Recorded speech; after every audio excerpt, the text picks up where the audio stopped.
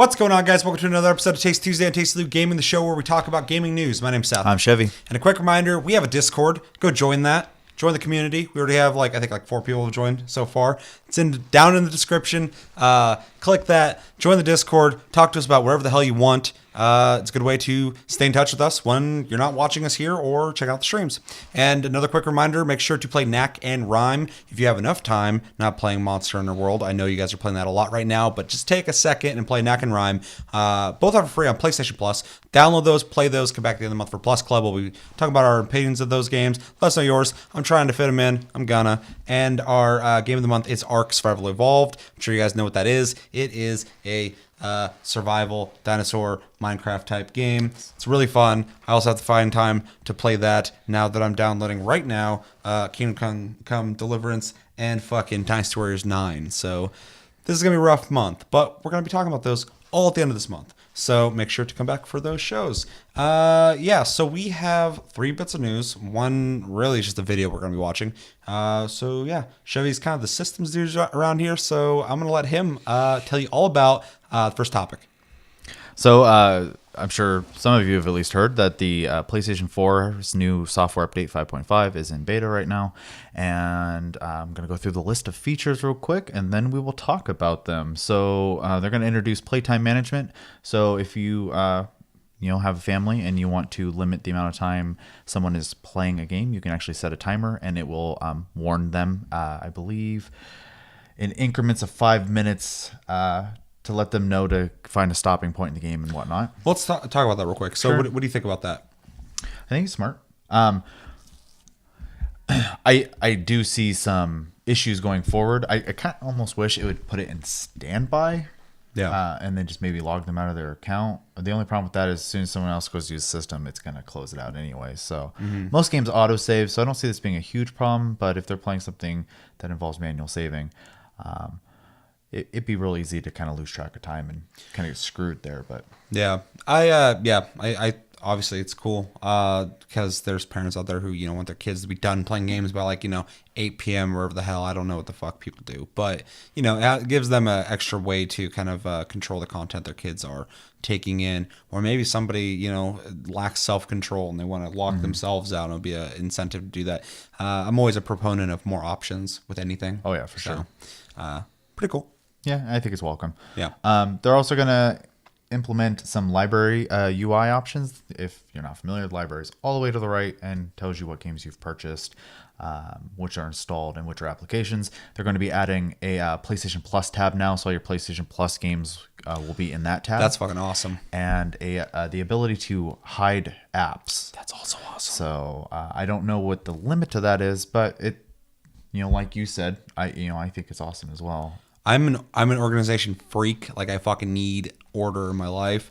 And anytime I go in there and I'm looking through the shitload of apps and games I have through PlayStation Plus and games that I've bought, I'm just there should be a way to fucking organize this. So just being able to separate the games purchased from the games that you've downloaded for free or whatever is really cool. And being able to hide certain things like demos, for some reason you can't get rid of those. So being able to get fucking visually rid of that would be nice. Will be nice. That and betas, yeah. Exactly. I still have games that I've owned for over a year now. When I played the beta, I still have the thing on my fucking PS4. You have 2 separate Destiny betas that show up on mine as well. And I hate that. It's like fucking having a shitty fucking painting on your wall that you're not allowed to get rid of. I just have to keep looking at it. I'm ugh, get rid of it. I don't want that there. It's a nitpick, but I mean that's for me. For sure. Yeah. I think you said everything. I mean, we're very similar in that way anyways, though. So they're going to add, and I'm going to read through this one a little bit, quick menu enhancements. If you ever wanted to access specific friends in your custom list, you'll be able to do so via pull-down menu under the Friends tab in quick menu. You can also see who's currently online.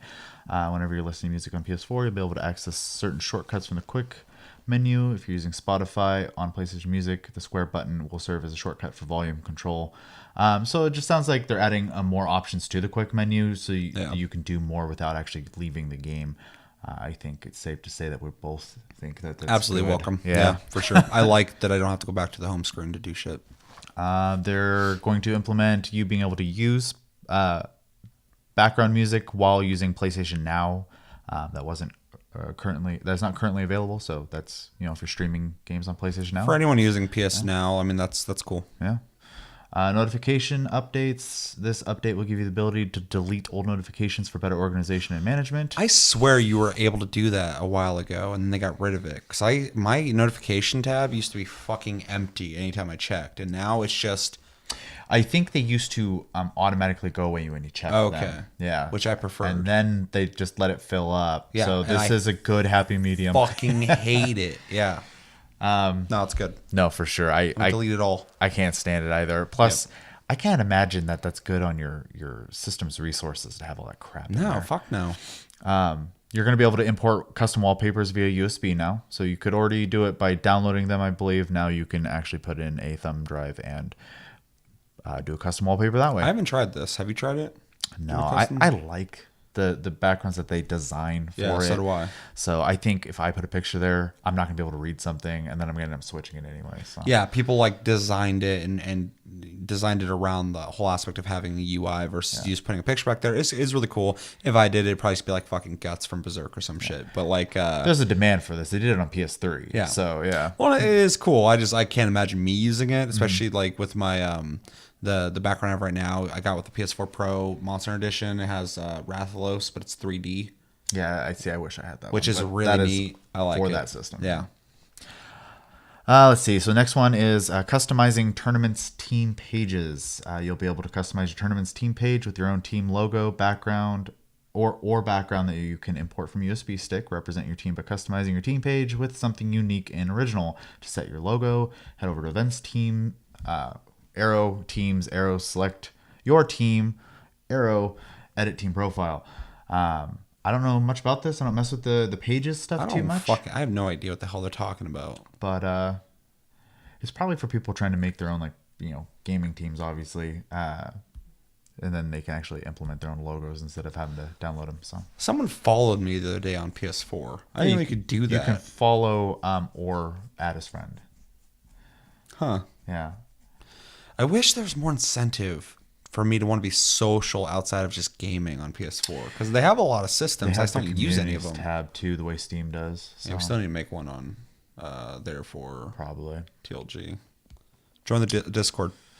Yeah, it's probably going to be the best option for most people. And then the one Seth is most excited for, PlayStation 4 Pro is getting super sampling or anti-aliasing for TVs that are not 4K. So if you have a 1080p display, you can turn on manually anti-aliasing to smooth out your games.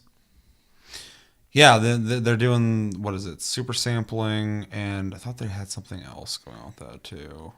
I think it's just SSAA anti-aliasing, and it works like, I'm throwing a number out there, but they make it sound like it works like 90% of the time, and then in a small percentage of cases, it can cause slowdown. So, no, yeah, I think this is awesome, specifically for people because they want to sell PS4 Pros, and they're only selling them to people with 4K TVs, which makes sense for the most part, unless you want to stream at 1080p, which is also really fucking cool. This will allow people to also be in the market for it if they have not upgraded to a 4K TV yet. I think it's awesome. I can't wait to see what it looks like downscaled like that, especially with the anti-aliasing, because that's something that it doesn't offer right now. I'll be really curious to see how that affects games that have been out. Like you said, the number's pretty high on what it covers. So it's cool that they're kind of unlocking that horsepower for things that aren't 4K as well. A lot of people argue there's no point owning the thing. If you don't have 4K, I'd argue there's plenty of reason. This just adds to it. So I think this is going to become the PS4.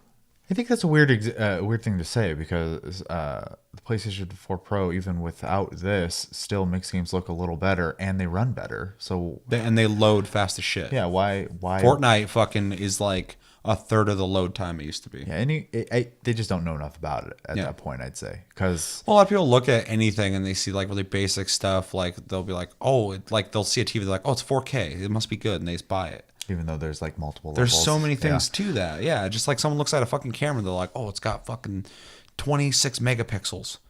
Who gives a shit? Like, people oversimplify things quite a bit. Yeah, but I do think it's funny because consoles have kind of always suffered in the anti-aliasing department for Forever. Yeah. And it's really interesting to see this actually getting tapped into. It does make they've been saying it since the thing before it was even made. These things are becoming more and more like PCs. It's really funny. They're really simple computers at this point. Definitely. But yeah, it's awesome. I mean, any options to make your games look better is always a plus.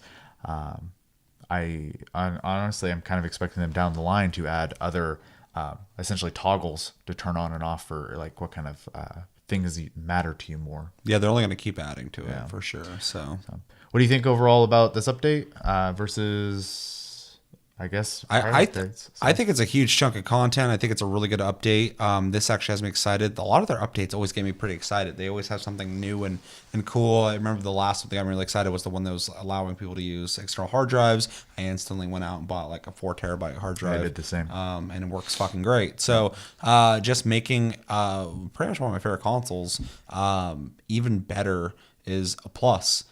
It makes me value the console and the company even more. So I'm still getting more and more value in the console I've already purchased. I mean, the one I have right now, I haven't had it for very long, but my PS4. It's just cool that you can buy that thing, and obviously the games that you're getting is the point of it. But that the console gets better and better and better is awesome. Yeah, no, I agree. I think the only thing, the only update before this that really like.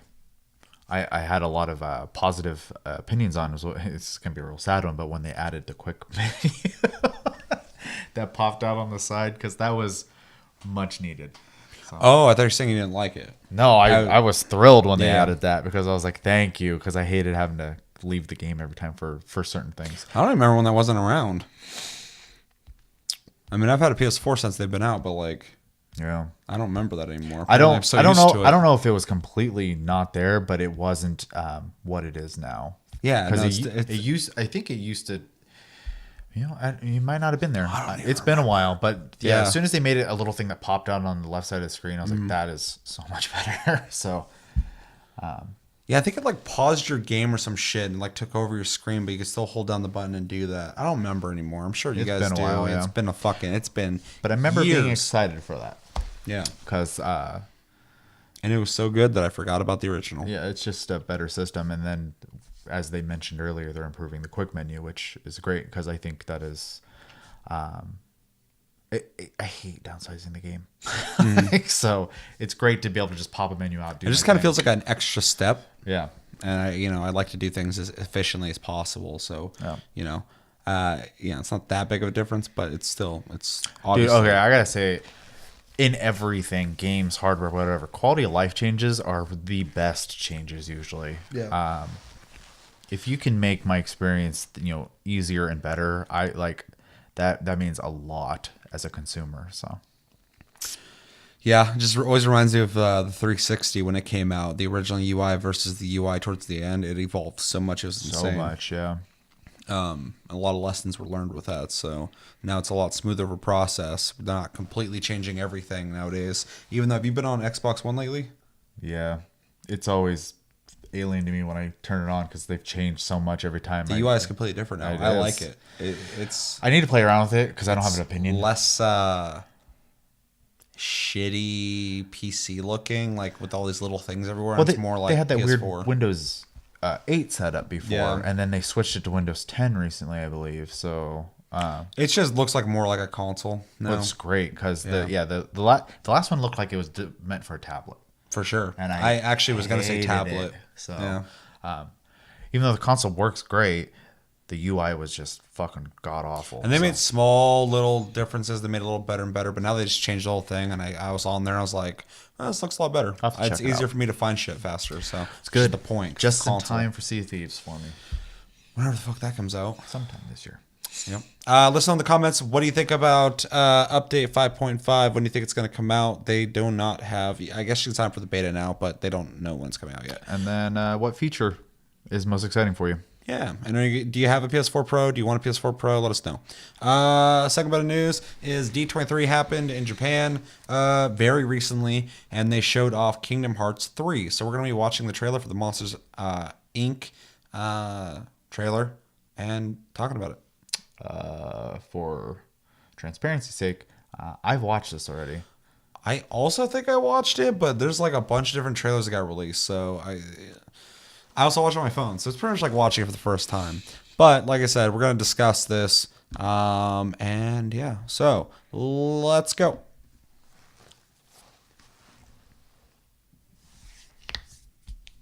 Sorry, that was probably right in everyone's ear. Probably. いるんだろ元13機関元随分な言われようだな He's so clean looking. It's very clean looking. I remember too when they first showed it off, when they just started working on it, it looked good, but didn't look as detailed. Didn't look as worked on. Everything looks still very squared and clean and whatever. Like his hair looks a lot better. I never showed it before, but you know what I'm saying. Well, and they're still working on it too. Yeah. So. It's just cool to see it coming to this point because it is looking really good. Also for transparency, I appreciate Kingdom Hearts, but I'm not really into them. But this one, we'll see. Toy Story. I tried to get him to play the second one. He hadn't done it. I played the first one. And I couldn't do it. That looks really good though. Oh yeah. I mean, it looks like Toy Story, so I mean, I guess that's the point. It probably looks better than the original Toy Story. Menacing building from fucking Monsters Inc. I'm not a fan of Sora's Monsters Inc. look. I'm not either. The other two look great. 俺は空だよ No, I love Goofy and Donald. Donald, yeah. What's a Daffy? That's goddamn. I love hearing other countries' voice actors for people that we're really like you know, we know really well. 知ってるってマイク・ワゾースキーだろ Mike Wazowski. That's that Unreal lighting. That looks cool. This game also looks a lot just bigger. The lightning effects look dope. They haven't made one in forever. Yeah. So. That's what's exciting for me is like just these jumps in games since, you know, Square took kind of that break there for a while. We're getting like treated with some, you know, games that we didn't get this like slow evolution from last games to this. Like it's a jump, so Yeah, no, it was on this looks fucking cool. It was on PlayStation 2. That was Tangled, I believe. Yeah. Yeah. It was there. That looks great. Little Mermaid summon.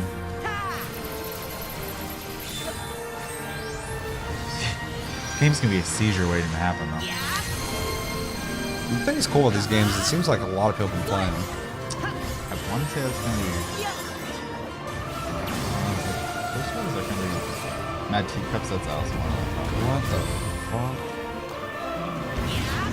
Damn, son.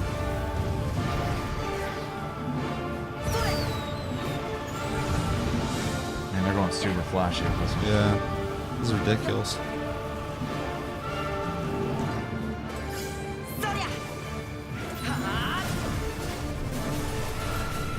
I really don't like. He's different colors there, though. I wonder if he'll be able to change that, or if it's like based off where he's at in the story. Might be based off equipment too. Yeah. Mike Wazowski. It's a bowling ball.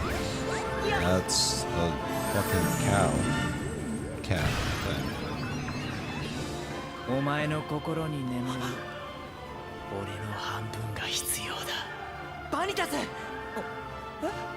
I'm gonna have to go back through and play the old games. All 7 of them? A lot of them are just cutscenes, so that you can just get the gist of it. So. It's looking like a fucking game, finally. Oh yeah, I'm pretty sure there's more. Unless that was the music trailer. Nope, it was the music So one. a lot of Japanese trailers always have something like right at the end. Impressions. I mean, I'm excited. I love Kingdom Hearts. Yeah. I couldn't tell you the story. It's very convoluted, and I didn't play all the games at this point. I want to go back and play them, Some though. Final Fantasy characters, and they intermingle with some Disney characters. So they didn't really show a whole lot of Final. In fact, I don't think they showed any Final Fantasy in that. It is very Disney, and I also noticed that Kingdom Hearts is only ever shown off at D23 right now. So I wonder if Disney's got a real tight lasso on that. Ever since Disney started buying literally everything on the fucking earth, they've been kind of being really focused on keeping shit under control. I just really hope the Final Fantasy stuff's in there. That's one thing I would be concerned I'd be about. really upset if they didn't have it. Because it's in the other two. So I want that in there. It needs to be in there. Hopefully they didn't have to boot that out to shove more Disney in there. That would be really disappointing. I'm sure the game will still be fun, but it'll kind of ruin the experience a little bit, just because those characters are, even though obviously it's not canon for their own games, it is part of this world. So I don't know. That's my one concern. Otherwise, it looks great. It looks like it plays better. It's way smoother looking. It's a visual treat, but Square's usually really good about that anyways. Their games are always flashy. It's funny because a lot of people, there's a good chunk of people out there that say like they're too flashy sometimes, which I don't. I think you're playing the wrong It's games. a spectacle. It's supposed to be flashy. I understand if you can't see what the fuck's going on. We grew up playing Final Fantasy and Square games, and I guess I'm just used to it. Yeah, I love it, but That was always the treat of like, the cinematics. You'd get to that point, you'd see them, you're like, oh shit, this is amazing looking, and then like the combat, you see your dude like run up and hit somebody, but it's always like the moves that was like the big spectacle. So that still the lives large on. spells, the huge summons. Yeah, that still absolutely lives on in even their action games. Everything's big and just like visual treats. The summons in 15 are larger than life. It's crazy. That's something they've always done. So if people aren't into that, they should learn to like it, or just not play it. Not play it, or play it and just suppress their emotions. Be dead inside. Like I'm me. excited. I'm sure I could speak for Chris. He's excited. He's a Kingdom Hearts fan. Yeah. I'm stoked. I'm hoping that I can get you to at least. I'll play this. I want you to play the second one because it's such a better playing game than the first one. Yeah, I just couldn't get into the first one because it was really simplistic and visually it was okay, but like I just wasn't really like vibing with the setting. Super early. I think game. it's really neat as a concept to kind of merge some stuff, but like I kind of, the fun, fanciful stuff is killed off by the over serious stuff, and the over serious stuff is killed off by like, why the fuck is Donald Duck here? Like, but there's like right in the middle there, there's some kind of charm there of like them being on an adventure or whatever together. So, which is, something that I don't even really credit Disney for as much as Square, making that idea work. But what it comes down to for me is interest in story, but that wouldn't be as big of a problem as long as I could play the game and enjoy playing it. This one looks like it's going to do that though, because watching that looked like a game I'd want to play, and also it looked like it was full of visual stuff that I'd be pretty into, because I'm a pretty big fan of visuals in games. So, as I really like Naughty Dog games quite a lot. Yeah. So, I'll probably buy it. I probably should play. They'll probably have a recap thing though, because they cannot have one after this long of a break. With the exception of them releasing the re-releases recently.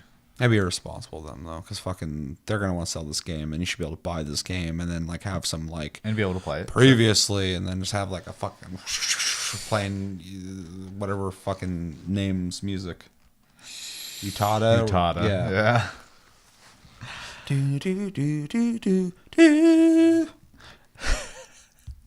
Anyway, what do you guys think about Kingdom Hearts 3? Did it look awesome? Do you like the prior ones? Are you looking forward to this one? Do you not give a shit about it? You didn't play the last ones? Who the fuck plays Final Fantasy? Only nerds. You're in the wrong place if you think that. But, let us know. Well, and also, if you're looking for more footage too, if you are a fan, they did release another video that is Utada's theme song for this game. It does show more footage that wasn't in this one. We didn't show it for a couple of reasons, one of those being copyright. Copyrights. But you should check it out. It's cool. It's on Kingdom Hearts. What do you think of the song? Underwhelming to me. I was expecting it to be more like the other two.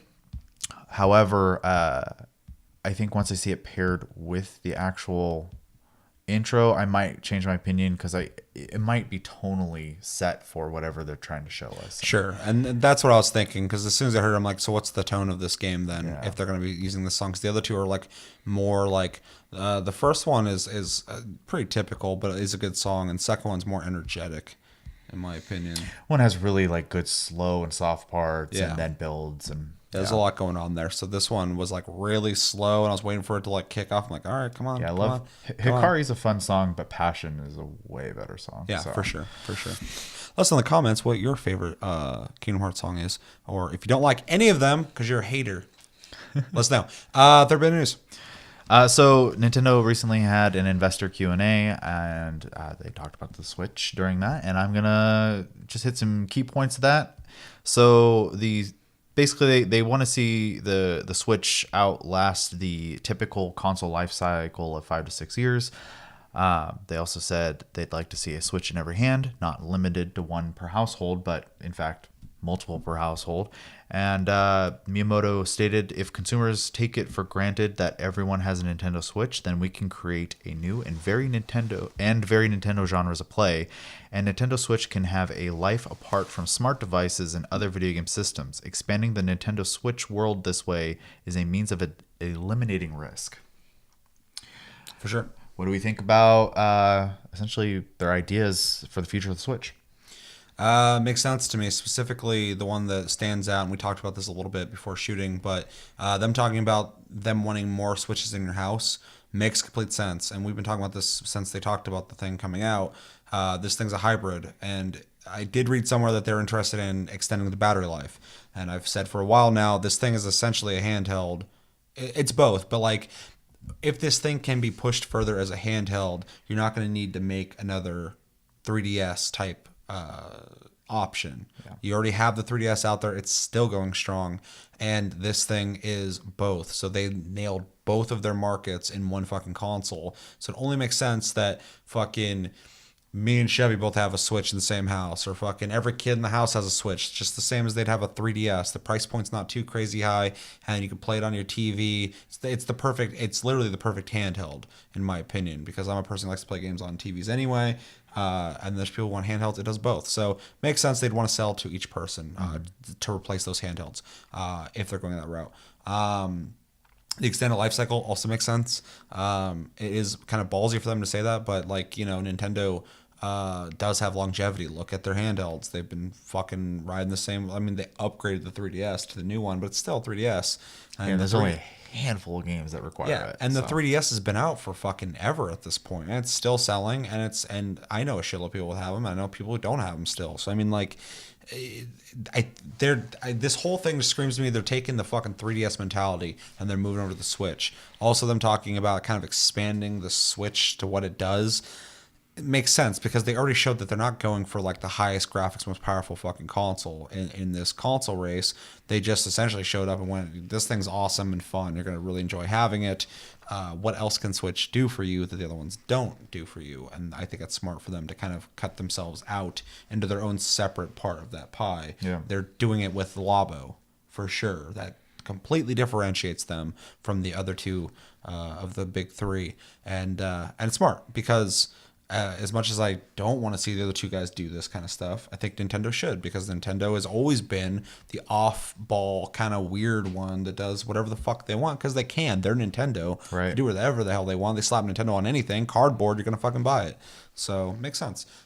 This whole thing is just really neat because it's super insightful to see that, you know, obviously it's doing well and they know it and they have big plans for it. So, well, it's funny because they worded it differently, obviously, but they seem to be having the same mentality that actually Sony and Microsoft have, which is not necessarily looking to make another console, but just continuously supporting the one they have, and then potentially, and we've seen Sony and Microsoft already do it, upgrading the hardware, which but I could totally do. Still with the running the same back end. Yeah, you know what I mean. And they could do that with a Switch, and I actually personally would prefer that.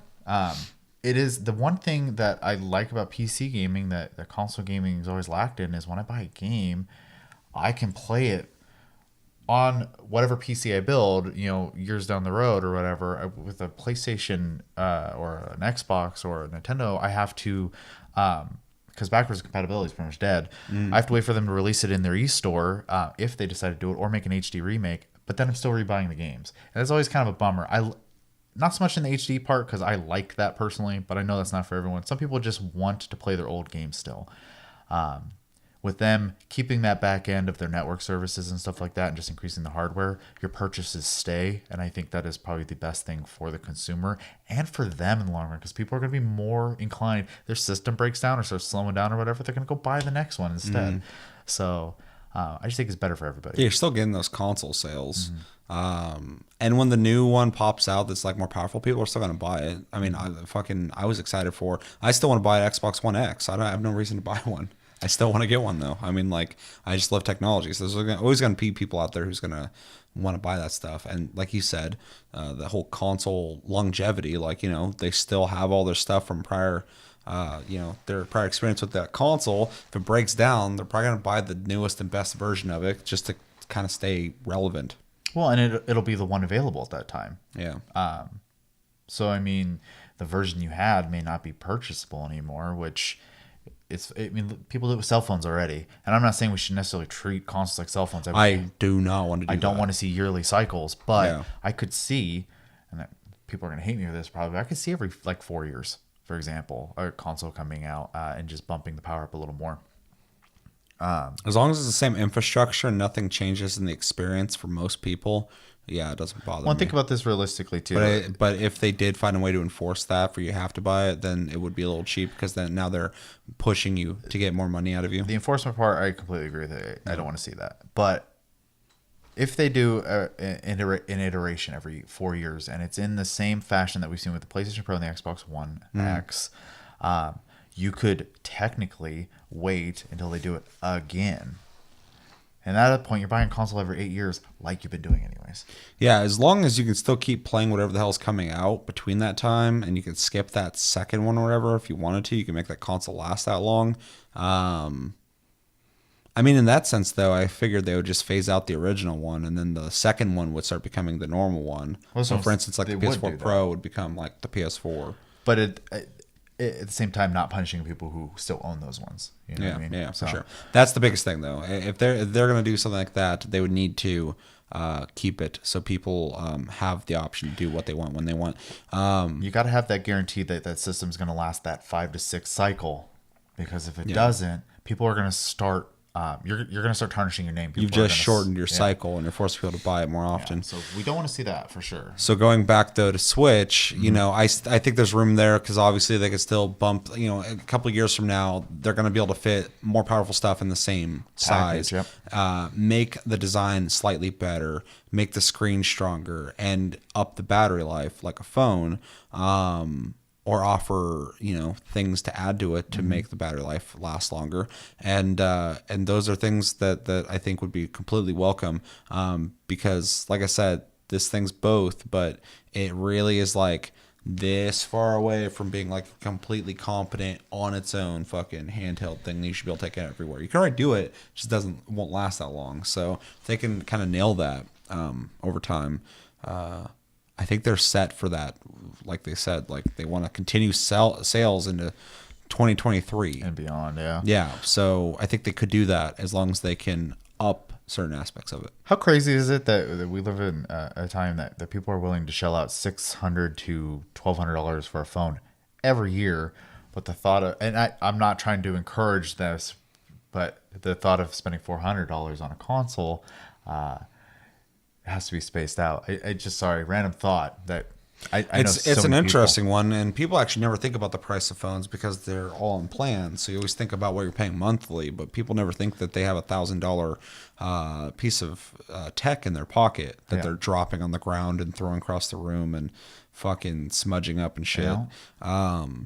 I think the big difference there, though, is because I believe the internet and having access to a computer should be mandatory. Not mandatory, but something that you should have access to because it's so much a part of our lives now that I think the priorities of having a phone is more important than the hobby of playing video games. But yeah, price point wise, people do make a longer decision, I guess, on which console to buy. But that's something that I've bitched about for fucking ever since fucking PS2. The whole console war is essentially based off consumerism. It's people going, I have money to buy one console right now. Which one do I pick? I don't want to pick the bad one. So I bought this one. Well, Xbox is the best. I bought it. And someone else is like, no, PlayStation's better. And they're like, well, I bought this, so this is the better one. See, in the current video game climate, both are the right one. It doesn't matter which one you pick. You're going to miss out on exclusives, but every other game that comes out is on both the major ones. So yeah, that argument can go away now. But Yeah, console wars bullshit. the other thing I thought was interesting is that they brought up that it can exist in a mobile and in a household market as well. I'm phrasing that differently than they did, but that's essentially what they said. I mean, that I already assumed that with the way they were making it, and I think it was genius to begin with. Because like we've said a million times, numbers show that obviously America is more of a couch sit at your TV gaming market. Yep. Japan's more of an on the go gaming market, and they made a system They that nailed fits two. both markets. Yep. So, and then if you're the niche in those countries, it still works for you. At the cost of power, they nailed pretty much the whole fucking thing. Yeah. So I haven't praised Nintendo in a long time. I think the Switch is amazing. So No, I think it's a fucking masterful system. I keep saying that, and I had a lot of fucking problems with Nintendo, but I'm not a bullshitter when it comes to shit like that. Like it's legit. It was a very, very good design and plan to make the console. So I would not like to see the other consoles do similar things, just because I think somebody's got to be like the forefront of what AAA high end development is. But Nintendo is the ideas company, and they really fucking nailed it with this thing. And I do believe that the Switch will last years, because we've already seen Nintendo do that with other consoles. Oh yeah, for sure. 3DS, like I said, is already a huge example of that thing just coming out. I remember when the original 3DS first came out, it didn't sell very well. The DS. Yeah. I had the one. DS. It was amazing. Yeah, I loved it. and the one looked like a fucking it's huge. old sci-fi It's like clamshell. clamshell, Yeah, it's weird. And I mean, that thing has lived on into the 3DS. So I mean, it's crazy. Anything else you want to say on that? No, I ranted a little bit there. Sorry. Yeah, I know this went a little longer than I thought it was, but thought it would. But I'm glad that we left it till the end to talk about. Let us know in the comments. What do you think about the Switch's life cycle? How long do you think it'll last? Are you interested in owning one? Do you own one? Do you not care about it? What do you think they could do to improve the Switch over time to keep people buying them? Do you agree with everybody in the house owning one as a handheld pretty much? And what else do you think they could do to make Switch be its own unique console among the other consoles that are out? Let us know. But that's going to do it for this episode of Taste Tuesday on Tasty Loot Gaming. As always, thanks for watching. Make sure to like and subscribe if you enjoyed this episode. Make sure to join the Discord. It's down in the description. Come talk to us. We're on there all fucking day along with everybody else in the community. We'd like to grow it. And I also will be announcing my streams on there, stuff like that. So it's going to be cool. Make sure to check us out on Tumblr, Twitter, and Facebook at Tasty Loot Gaming. Check out the streams on the channel if you miss them. They're uploaded. I'm actually probably going to start moving over to Twitch now, though. I've changed my name as well. So I'm on Twitch as Tasty Senpai. You guys coined me that. That's my name on Twitch now. Make sure to come there and check out the streams, and I will upload them from Twitch to YouTube. And next episode, I will say that all in a more compact way, but I wanted to explain that. And I'll shout him out. Fucking check out Chris at tasty_fruit, also on Twitch. And yeah, my name's Seth. I'm Chevy. Until the next episode, which will be this Friday for Tasty Cast. Have a good week, guys. Make sure to watch the streams coming up, and have a good week. Take it easy.